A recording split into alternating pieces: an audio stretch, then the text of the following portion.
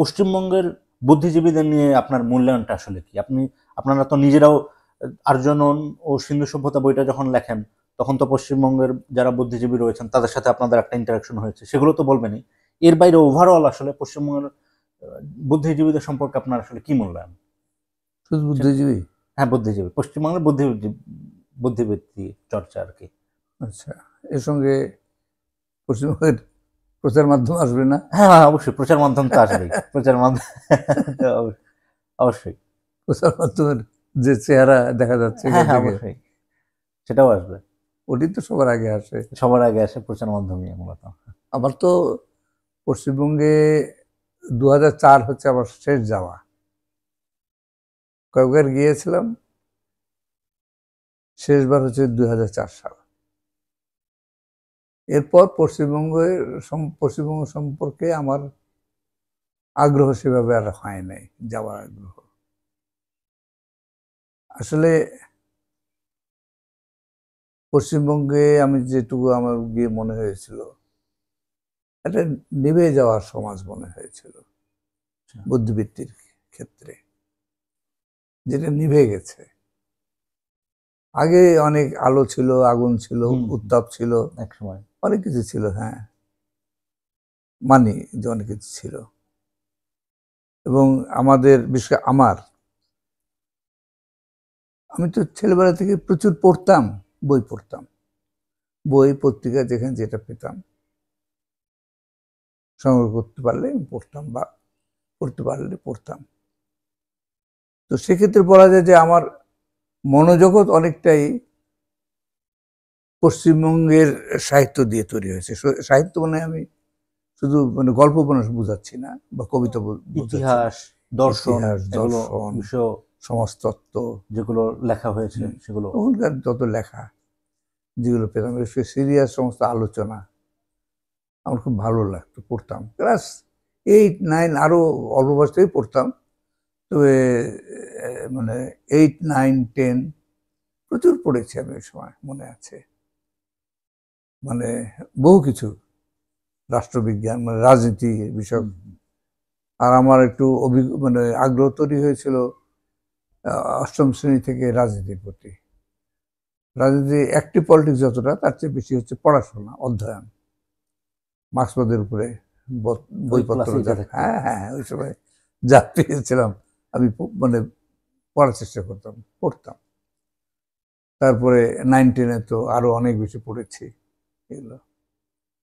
এবং কমিউনিস্ট আদর্শের খুব বিস্ময়কর মনে হবে, ক্লাস 10-এই আমার কমিউনিস্ট আদর্শের প্রতি আমার সমর্থনটা ছিল অনেকটা সীমাবদ্ধ। আমার মনে হতো যে সমাজের এক সমস্যার একটা দিক মার্ক্সবাদ বা কমিউনিজম করেছে, এটাকে ধারণা করতে পেরেছে, কিন্তু আরেকটা দিক তার বাকি আছে, পারে নাই। যেমন একটু ক্রিটিক্যালি পড়তাম বা বোঝার চেষ্টা করতাম। যেমন ভারতীয় সমাজের বহু কিছু প্রশ্নের উত্তর আমি মার্ক্সবাদী তত্ত্বে, সেই মার্ক্স বলো, ইংরেজ বলো, লেনিন বলো, মাওসেতুং বলো, এদের লেখা পেতাম না। সেদিকে বলতে পারো আমি একটা মুক্তমানা মানুষ ছিলাম। তো ক্রিটিক্যালি আমি আসলে মার্ক্সবাদকে দেখতাম। যেমন বিশ্ববিদ্যালয়ে আমি পড়তাম, তবু একটা সময় পর্যন্ত কমিউনিজমের লক্ষ্য একটা সাম্যবাদী সমাজ, শ্রেণীদ্বন্দ্বহীন সমাজ, এর প্রতি একটা আস্থা ছিল। ইউনিভার্সিটিতে উঠে সে আস্থাটুকু নষ্ট হয়ে গেল। মনে করলাম যে না, এখানে আসলে কমিউনিজমের যে লক্ষ্য, এটা কোনোদিন অর্জিত হওয়ার নয়। মানুষের সঙ্গে মানুষের দ্বন্দ্ব থাকবে, এই রূপ কি হবে বলতে পারতাম না, বা বুঝতে পারতাম না, কিন্তু বুঝতাম যে এটা থাকবে। আজকের রূপটা থাকবে না। আজকের যে বৈরী যে সম্পর্ক, দ্বন্দ্বমূলক যে দ্বন্দ্বমূলক সম্পর্ক, সেটা হয়তো অবৈরী হবে, আমরা তার চেষ্টা করতে পারি। তো সেই ভবিষ্যৎ সম্পর্কেও বুঝতে পারতাম না, নিজের মনটাকে আমি ওপেন রেখেছিলাম। আর সেই যুগে এইসব আলোচনা করা যেত না। আমি আসলে সেভাবে কাউকে পাই নাই। কিছু আলোচনা করতাম 2 জনের সঙ্গে। একজন আমার ছোট মামা, উনি অনেকখানি মুক্ত চিন্তার মানুষ ছিলেন।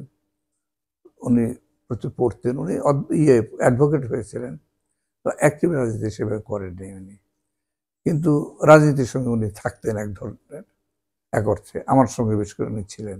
আমি তো অ্যাক্টিভ রাজনীতি করতাম, ওইটুকুই, সঙ্গ দিতেন মাঝে মাঝে।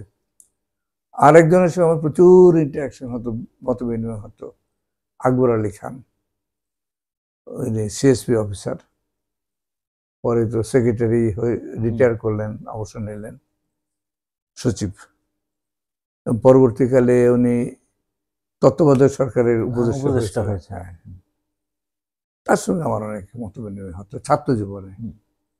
পরবর্তী সময় এরা তো একটা ফ্রেমে আবদ্ধ হয়ে গেছিল, ওই কাঠামোটা হচ্ছে ব্যুরোক্রেসিতে ঢুকে হ্যাঁ, গেছে, আমলাতন্ত্র, বেসামরিক আমলাতন্ত্র, সিভিল সার্ভেন্ট, সিভিল সার্ভিসে গেছিলেন, তো ওর একটা কাঠামো থাকে, এটা তো অনেকটা ওই বাস্তব জীবন থেকে অনেক দূরে।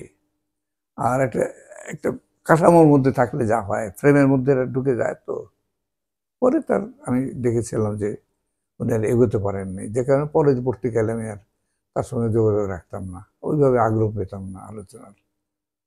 তো সেই দিক থেকে যদি বলো, খাঁটি নিঃসঙ্গ মানুষ আমি ছিলাম, তবুও এখানে কিছু মানুষের সঙ্গে মত বিনিময় করতাম। পশ্চিমবঙ্গে আমি গিয়ে দেখলাম যে এই জায়গাটা তো ওইখান থেকে তো বইপত্র সব তো ওখান থেকে আসতে, বলতে গেলে সেটা বিশ্ব সাহিত্যের বলো, বিশ্ব রাজনীতি বা অন্য বিষয়ের অনুবাদ গ্রন্থগুলো বলো, সব এগুলো তো অনুবাদ গ্রন্থ, বাইরের গুলো ওখানে হতো মূলত, এখানে তো তেমন কিছু ছিল না, সেগুলো পড়তাম। তারপরে এমনি বিভিন্ন বিষয়ের উপরে সেখানে লেখাও ছিল, সেগুলো পড়েছি। ওখানকার লেখকদের, বিভিন্ন ধরনের লেখকদের অনেক লেখাই পড়েছিলাম। কিন্তু আমার যেটা মনে হয়েছিল, বন্ধা মনে হয়েছিল পশ্চিমবঙ্গে যতবার আমি গেছি, আমি দেখেছি মানে একটা জায়গায় তারা আটকে ছিল, আটকে ছিল। আমাদের কিন্তু কোনো ভিত্তি ছিল না, মুসলিম সমাজ। জ্ঞান চর্চা তো হিন্দুরা করতো, মুসলমানরা করতো নাকি আগে জ্ঞান চর্চা? আমাদের আগে তো আমরা পাই না তেমন কিছু। আমাদের আগে যারা ছিল খুব সামান্য 2-4 জন মানুষ ছিল। রাজনীতি যারা করতেন, বাম রাজনীতি করতেন, তারা একটু লেখাপড়া করতেন, তাও তেমন মুক্ত চিন্তার মানুষ ছিলেন না, এবং যথেষ্ট পশ্চাৎপদ ছিলেন, পড়াশোনাও বেশি করতেন না। পড়াশোনার চলটা আমাদের প্রজন্ম থেকে শুরু দেখলাম আর কি, আমার চেয়ে 1 বছরের বড় বা 2 বছরের বড়, এবং আমার 2, 4, 5, 7 বছরের ছোট, এই আমাদের প্রজন্মটা, ওই দশকটা, ওই দশক, হ্যাঁ, 60-এর দশক, মূলত 60। আমি তো 57 সালে আমার ক্লাস 8, তখন আমি লেখাপড়া করি, তর্ক বিতর্ক করে বেড়াতাম, সেটা অন্য জিনিস। তো এই 57, ধরো 58, 59, 60, তখন তো কলেজে, 60-এর সম্ভবত, 60-এর সময় কলেজে, ঢাকা কলেজে পড়তাম, ইন্টারমিডিয়েট। 62তে আমি ঢাকা বিশ্ববিদ্যালয়, গোড়াতে। হ্যাঁ। তো সেই যুগটাতে এইখানে বরং আমি কিছু মানুষ পেয়েছিলাম যাদের সঙ্গে কিছু কথা বলা যেত, অথচ এইখানে কিন্তু আমাদের কোনো ব্যাকগ্রাউন্ড ছিল না এই বাংলায়। এইটাই দুই বাংলার বাঙালির, এগুলো নিয়ে কিন্তু একটু আলোচনা করা দরকার। আজকে আমি করবো তা বলছি না, দীর্ঘ আলোচনা তো এগুলো প্রয়োজন আছে, অনেক আলোচনা প্রয়োজন আছে, যে আমরা এগোতে পারলাম কেন। পশ্চিমবঙ্গের বাঙালি হচ্ছে আমাদের উৎস, এক অর্থে আমরা ওখান থেকে শিখলাম, ওদের থেকে আমরা অনেক ছাড়িয়ে গেলাম। ওখানে গিয়ে আর দেখি যে কোথায় আমরা পৌঁছেছি চিন্তার জায়গায়, আর কোথাও ওরা পড়ে রয়েছে। হ্যাঁ, মানে এই ইউরোপের সেখানে বিদ্যার বাইরে তারা যেতে পারে নাই, কোশ্চেন করতে পারে না এইভাবে। আমরা যেটা এখানে পেরেছি, কোশ্চেন করতে পেরেছি, প্রশ্ন করতে পেরেছি, আমরা এখানে বিপ্লব করতে পেরেছি, এটা বললে ভুল হবে, কিন্তু 71-এর যুদ্ধের রাজনীতিটা আমরা গড়েছিলাম। 50-এর দশকে শুরু করেছিলাম।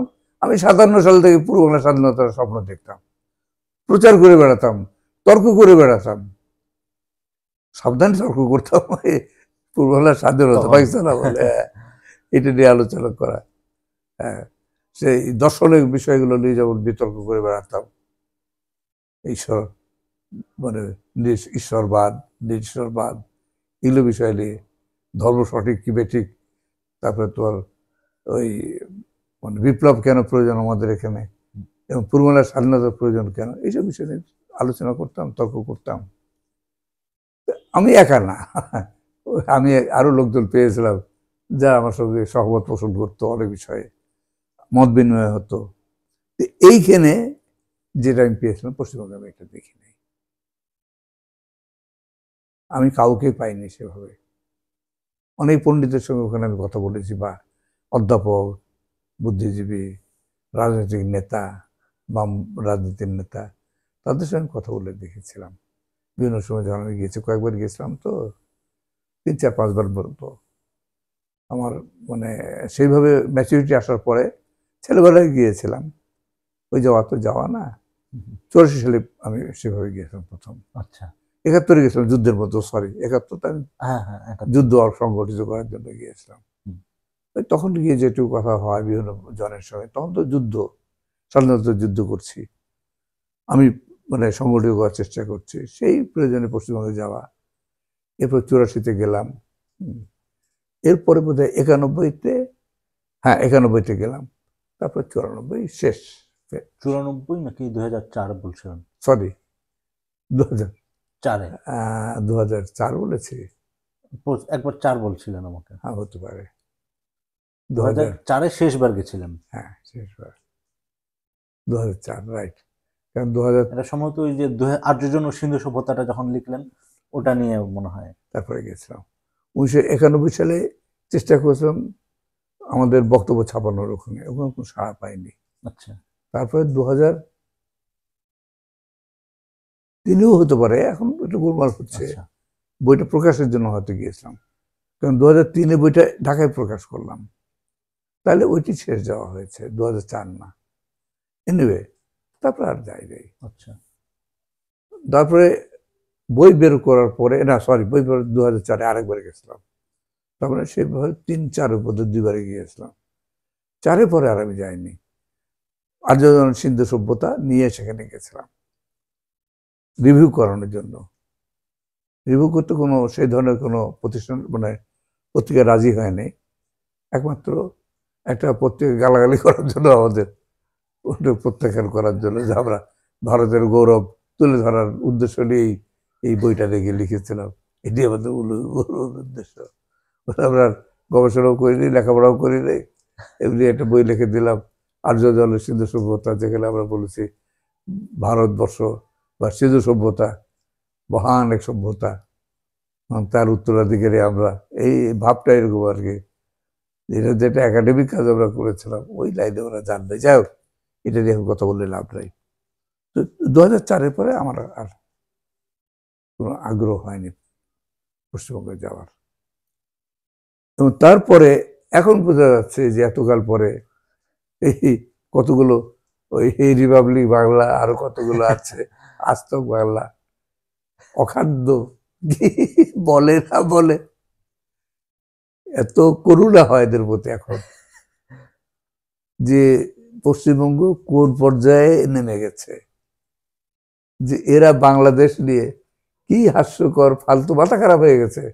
শেখ হাসিনা গেছে, পশ্চিমবঙ্গ শেষ হয়ে গেছে, ভারত শেষ হয়ে একদম মাথা গেছে, খারাপ হয়ে গেছে। হ্যাঁ, ভারতের মাথা খারাপ, ভারতের মাথা খারাপ, পশ্চিমবঙ্গের কলকাতা বুদ্ধিজীবীদেরও মাথা খারাপ, প্রচার মাধ্যমের মাথা খারাপ, বেশিরভাগই।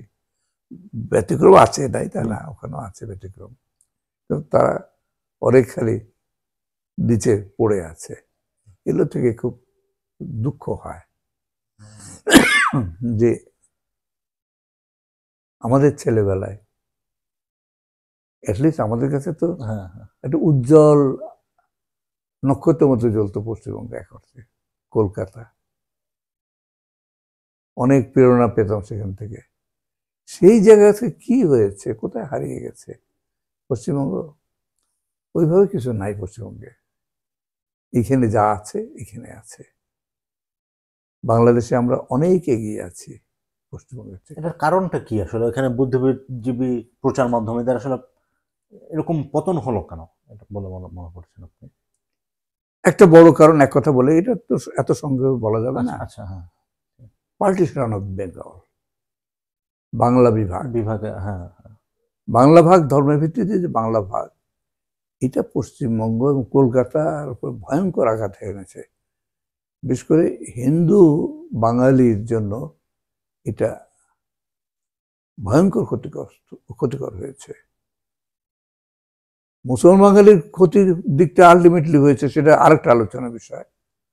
ইমিডিয়েটলি অনেক লাভ হয়েছে মুসলিম বাঙালি অত্যন্ত দ্রুত উঠে দাঁড়িয়েছে এই বাংলায়, ধনী হয়েছে, ধনী হয়েছে, সমৃদ্ধিশালী হয়েছে এবং একটা রাষ্ট্র হাতে পড়েছে আলটিমেটলি।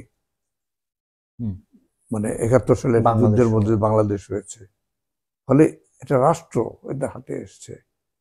এর শক্তিটা কতটা রাষ্ট্র হাতে থাকলে, রাষ্ট্র হাতের কাছে, ভাষার কারণে হোক, যে কোনো কারণে হোক, অনেক কাছে হয়ে গেছে, রাষ্ট্রকে নানাভাবে ব্যবহার করার সুযোগ পাচ্ছে, সারা পৃথিবীর সঙ্গে সংযোগ স্থাপন করতে পারছে বাঙালি, এখানকার মুসলমান বাঙালি। এইটা একটা আলাদা শক্তি দিয়েছে এদেরকে। পশ্চিমবঙ্গের বাঙালি তো গোটা বৃহৎ ভারতের মধ্যে কোন রকম কোণঠাসা হয়ে আছে, অতি ক্ষুদ্র জায়গা, জনসংখ্যা। এখন সেটা বোঝা যায়। অথচ ব্রিটিশ আমলেও কিন্তু এটা ছিল রাজধানী। রাজধানী ছিল, তখন দুই বাংলা মিলে একটা বৃহৎ বাংলা ছিল। হ্যাঁ, তখন তো আর ধর্মীয় রাজনীতি তখন প্রথম দিকে তো ওইভাবে মাথাচাড়া দিয়ে ওঠে নাই। তখনও মানে হিন্দু বাঙালির একটা নেতৃত্বমূলক ভূমিকা ছিল। সুভাষ বসুর মতো লোক জন্ম নিয়েছে, সূর্য সেনের মতো মানুষ জন্ম নিয়েছে, ক্ষুদিরাম, প্রফুল্ল চাকিরা তো আছে, প্রীতিলতা, অনেকে আছে, রাইট, গুরুত্বপূর্ণ রোল ছিল। হ্যাঁ, তো এইটা বাংলা ভাগের পরে আর থাকেনি এই অবস্থাটা, বিশাল বিপর্যয় ঘটেছে।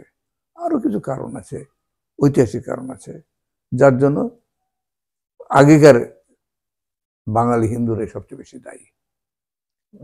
কিরকম? এটা এক কথায় তো বলা যাবে না। এক কথায় যদি বলতে আমি একটু বলি যে বীরত্ব লাগে।